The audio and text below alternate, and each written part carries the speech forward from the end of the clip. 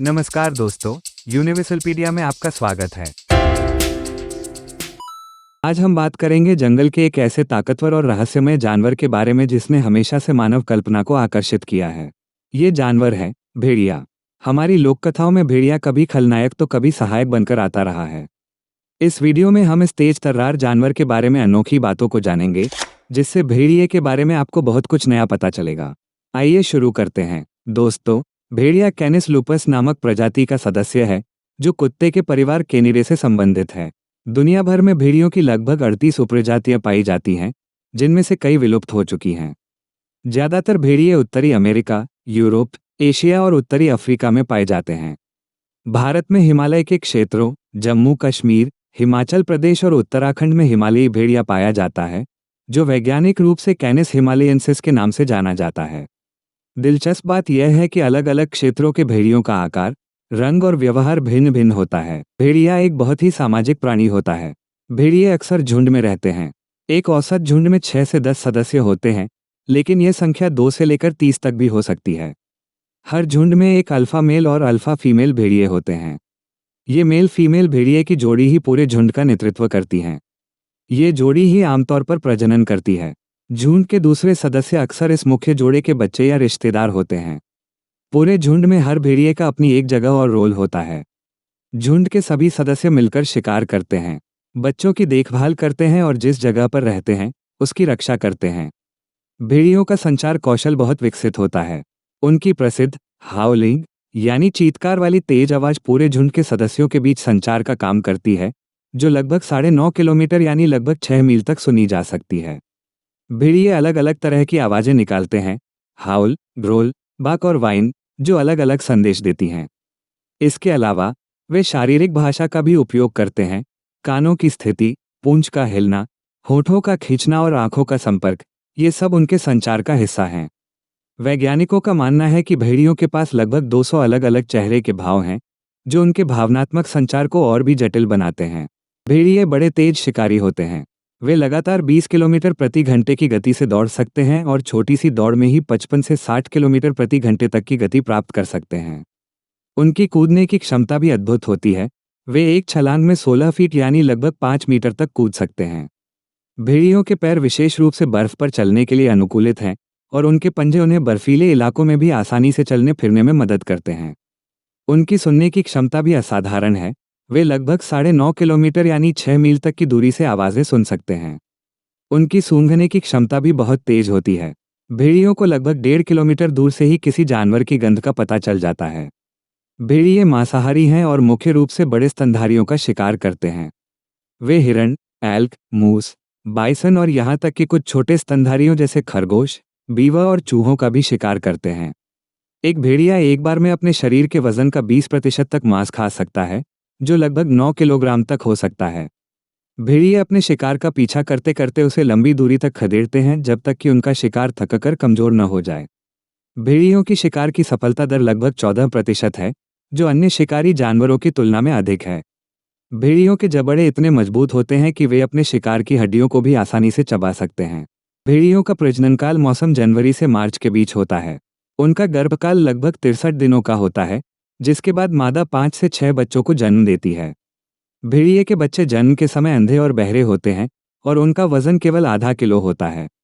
हालांकि वे बाद में बड़ी तेजी से विकसित होते हैं और जन्म के 10 से 14 दिनों में उनकी आंखें खुल जाती हैं। भेड़ियों का पूरा परिवार नन्हे भेड़िए की देखभाल में शामिल होता है, खासकर अंकल भेड़िया और आंटी भेड़िया, जो अक्सर बच्चों की देखभाल करते हैं जबकि अल्फा मेल फीमेल जोड़ा शिकार करने जाता है। भेड़िए के बच्चे लगभग 2 साल तक अपने माता पिता के साथ रहते हैं। इसके बाद वे अपना खुद का झुंड बनाने के लिए बाहर निकल जाते हैं। जंगली भेड़ियों का औसत जीवनकाल 6 से 8 वर्ष होता है, जबकि वन्यजीव संरक्षण क्षेत्रों में यह 13 वर्ष तक हो सकता है।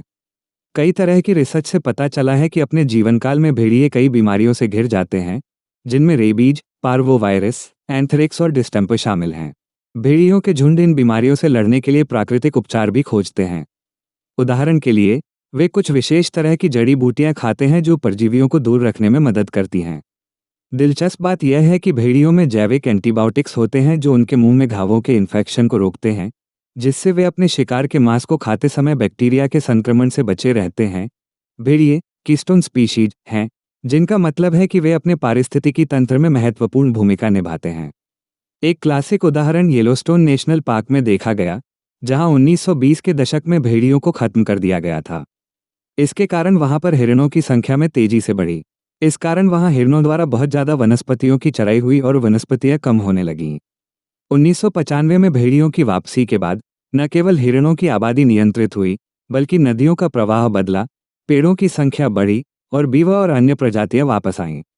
इस परिवर्तन को ट्रॉफिक कैस्केड कहा जाता है। ये एक प्राकृतिक चक्र है जिसमें एक निश्चित शिकारी खाद्य श्रृंखला के माध्यम से हमारा पूरा पारिस्थितिकी तंत्र कंट्रोल में रहता है। भेड़ियों की अनुकूलन क्षमता अद्भुत होती है। वे आर्कटिक टुंड्रा से लेकर गर्म मरुस्थलों तक, घने जंगलों से लेकर खुले मैदानों तक विभिन्न प्रकार के वातावरण में रह सकते हैं। हाल के दशकों में कुछ भेड़िए मानव बस्तियों के पास रहने के लिए भी अनुकूलित हो गए हैं। उदाहरण के लिए, इजराइल, स्पेन और भारत में कुछ भेड़िए मानव कचरे से भोजन प्राप्त करने के लिए शहरों के किनारों पर रहते हैं। जापान में भेड़ियों की एक आबादी ट्रेन टाइम टेबल सीखने के लिए जानी जाती है, जिससे वे ट्रेन क्रॉसिंग के पास अपना शिकार करने के लिए सही समय पर पहुंच सकें। आधुनिक घरेलू कुत्ते, जिनका वैज्ञानिक नाम कैनिस फैमिलियरिस, भेड़ियों के ही वंशज हैं, जिनको मनुष्यों द्वारा पालतू बनाना लगभग 15,000 से 40,000 साल पहले शुरू हुआ था। डीएनए अनुसंधान से पता चला है कि कुत्तों और भेड़ियों के बीच 98.8% जेनेटिक समानता है। दिलचस्प बात यह है कि भेड़िए और कुत्ते आपस में प्रजनन कर सकते हैं और उनके संतान भी प्रजनन क्षमता रखते हैं। इस प्रकार की क्रॉस ब्रीडिंग प्राकृतिक रूप से दुर्लभ है, लेकिन इसके उदाहरण देखे गए हैं, विशेष रूप से इटली और स्पेन के कुछ क्षेत्रों में। चेकोस्लोवाकियन वोल्फडॉग जैसी कुछ कुत्तों की नस्लें जानबूझकर भेड़िए और जर्मन शेपर्ड के क्रॉस से विकसित की गई हैं। दुनिया भर में भेड़ियों की स्थिति अलग अलग है। कुछ क्षेत्रों में भेड़ियों की आबादी स्थिर या बढ़ रही है, जबकि अन्य क्षेत्रों में उन्हें गंभीर खतरा है। विश्व संरक्षण संघ यानी IUCN की रेड लिस्ट में ग्रे वुल्फ को कम खतरे वाली श्रेणी में रखा गया है, लेकिन कई उपप्रजातियां जैसे अरेबियन वुल्फ और मैक्सिकन वुल्फ संकटग्रस्त श्रेणी में रख गए हैं, यानी उनकी प्रजाति को बहुत खतरा है। भारतीय भेड़िया यानी कैनिस लुपस पैलिपेस भी संकटग्रस्त श्रेणी में है। भेड़िए मुख्य रूप से सुबह सुबह और शाम के समय सक्रिय होते हैं, लेकिन वे रात में भी शिकार कर सकते हैं। उनकी आंखें रात में आसानी से देख सकती हैं।